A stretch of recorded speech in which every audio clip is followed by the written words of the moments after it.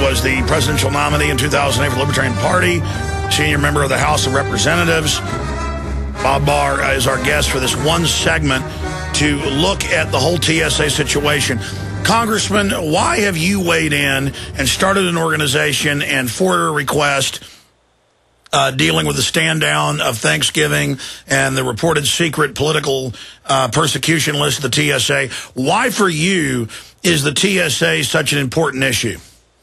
It's such an important issue, Alex, because it embodies what is happening to our Fourth Amendment protection, which is the Fourth Amendment being the essential privacy protection that we as citizens in a free society have or should have against unreasonable government intrusion. If there is a better example, other than some of the nonsense with the Patriot Act, which we can talk about on a different day, which is very important, a better example of how the government does not give a darn about the Fourth Amendment than what TSA is doing, then I'd like to hear it. When a person, and I've had this happen to me, goes through to board a plane, first of all, I don't think they have any right or reason to look at my ID. That has nothing to do with whether or not I have weapons or explosives.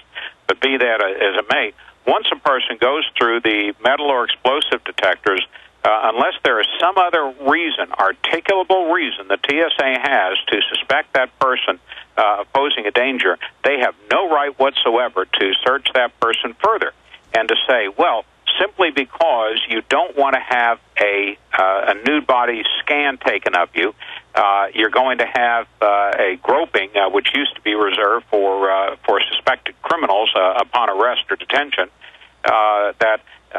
that provides the reasonable suspicion is absolute nonsense. So the point is, if we don't stop the government here based on violation of Fourth Amendment, then there really is not going to be very much at all in the future that we'll be able to stop the government from doing. That's why this battle is so important. Also, a new video is out of a congressman on C-SPAN. Congressman on a recent flight said TSA patted down child, little old lady, but ignored a man in Arab garb. And that, of course, the Hill newspaper is also reporting that Paul Brown, Republican of Georgia, is saying, your state, well, I have to confirm, I fly quite a bit, and in places like Santa Rosa, San Jose, other areas, New Jersey, all I see is women and children. I do not see them.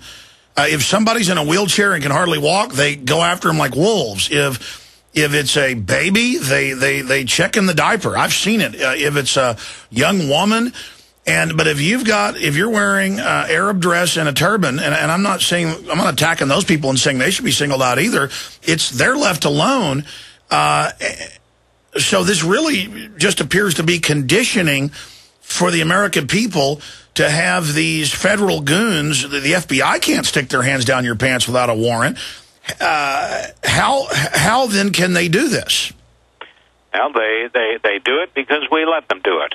Because Americans by the millions say, oh, it makes us safer, or oh, I have nothing to hide, and therefore they, like sheep, they let the government do this.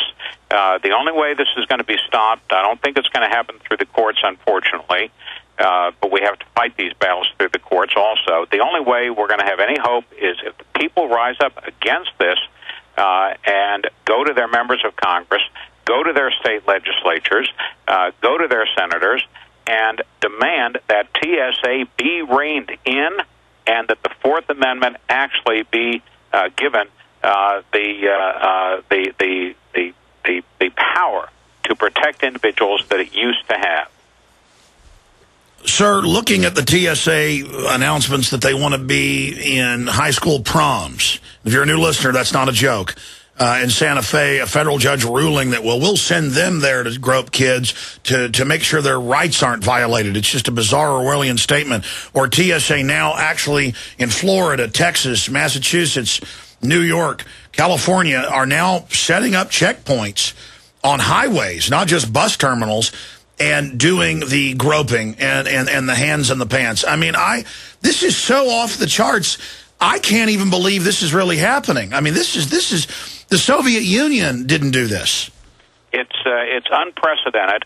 And again, if we don't put a stop to it pretty darn quick, the Fourth Amendment will have lost any meaning whatsoever. The same thing is happening even here in Georgia. TSA and Department of Homeland Security are setting up, I forget what the acronym stands for, the VIPR program, VIPR, where they will set up roadblocks on major highways, sometimes during rush hour. They will set up folks at train stations. You might have seen a couple of months ago this happened at the train station in Savannah, Georgia. And they will start conducting random searches of people, stopping trucks at truck stops, and supposedly looking for terrorists. I mean, utterly arbitrary, utterly nonsensical. But as you said a moment ago, and you're absolutely correct, this is conditioning Americans to having government be able to do anything it wants to them. It's not about security, Alex. It's about control. Well, here's an example of that. I have been going down to Bolivar since I was a child, and I hadn't been in more than a decade, so I took my children there. And the ferry from Galveston to Bolivar, there's a road you can drive around a few miles out of the way. But I thought, let's take the little ferry. It takes about 5 minutes to go across. And when I pulled up, they had all the families out, and they search every car now and dig through your belongings before you get on the ferry. And then they said, well, you don't like this. We set up highway checkpoints now.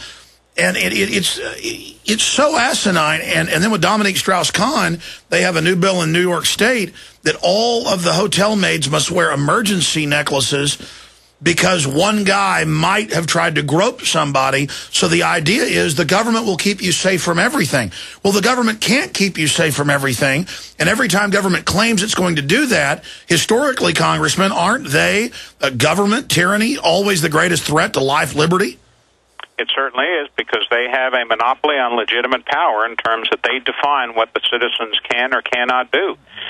It's the typical government reaction, whether it's about guns, whether it's about prescription drugs. For example, we just had a bill in Georgia that was passed and signed by Republicans, of course, that now sets up a database of prescription drugs. The reason for this is, well, there are these folks out there that abuse prescriptions. Therefore, in order to make law enforcement's job easier to catch these few scofflaws, we're going to inconvenience and invade the privacy of everybody that gets a prescription filled. And people just sit back and say, oh, it makes us safer. Well, it must be okay then. And now with political hit list, we know medical records have been used by presidents and people. Now, if any of these cops without a warrant want to know exactly what I'm taking, exactly what my wife's taking, exactly what my children have taken, this is one of the most sacrosanct privacy areas there are. And it's, I don't know how it is in Texas, but in Georgia and down in Florida, it's Republicans. I tell you, Alex, without exaggeration, Georgia is a perfect example.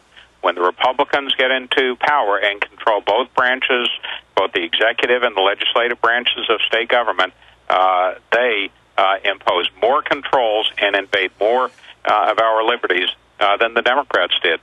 And that's what was so wonderful about the Texas situation, the unanimous 138 vote in the House to criminalize what's already criminal with the TSA, but start prosecuting these molesters.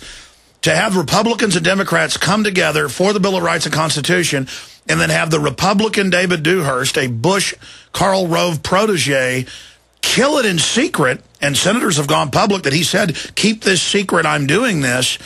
What's your view of something like that? It's highly unethical, certainly. It ought to outrage the citizenry. It ought to outrage the governor. I mean, what does Governor Perry intend to do about this? Well, Senator Dan Patrick, the next senior Republican senator under Dewhurst, is the one blowing the whistle, and others are now in the papers saying, oh, yeah, Dewhurst had federal lobbyists with him and was threatening everyone and saying they couldn't pass it while publicly saying he supported it. I mean, if that isn't a new level of political treachery, I don't know what is. Well, it's political treachery and political cowardice as well. And I'm delighted that you're standing firm on this and bringing light to this, and hopefully many of your other colleagues in the media will be doing the same. And I hope Perry does something. I hope he doesn't just cave into this. Now, we've only got a minute left. I ran out of time. Your FOIA request, you told me privately you're getting ready to sue if they don't answer your FOIAs. Speak to that briefly. And then also Homeland Security saying they won't show the statute where they have the authority to stick hands down pants. The TSA is an agency with the support of its parent agency, Department of Homeland Security, that believes it's above the law, very honestly. And Congress needs to step in and rein it in. In the absence of that, what we're doing at Liberty Guard, www.libertyguard.org, is going through the Freedom of Information Act, which TSA is fighting. And it looks like we're just trying to get some basic information on how all of this, these scanners and the groping is being conducted and so forth, and under what authority. They're refusing to divulge it, and it looks like we'll have to go through the court system, and we'll need people's support for that. Absolutely, and now we learn Congress wanted the radiation readings, and then they gave them fake ones. I mean, these guys think they're God. Oh, they do. I used to think, being a lawyer, that the most powerful people on the face of the earth were federal judges once they get the robe, and but they're kids compared to these folks at TSA and Department of Homeland Security. Congressman Bob Barr, thanks for the update. Look forward to having you on soon, dealing with the Patriot Act and your upcoming lawsuit. Thank you. We'll be back with your calls, folks. Stay with us.